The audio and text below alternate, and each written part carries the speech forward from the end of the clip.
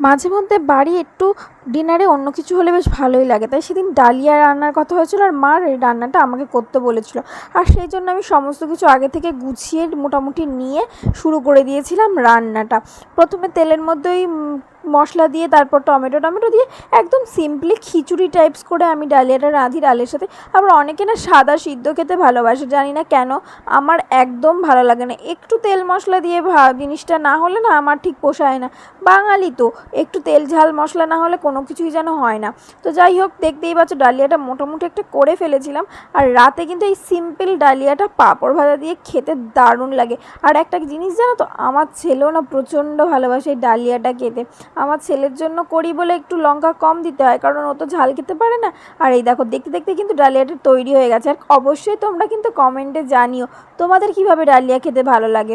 আর ভালো লাগলে ভিডিওটা লাইক শেয়ার এন্ড সাবস্ক্রাইব করতে ভুলে যেও না। টাটা।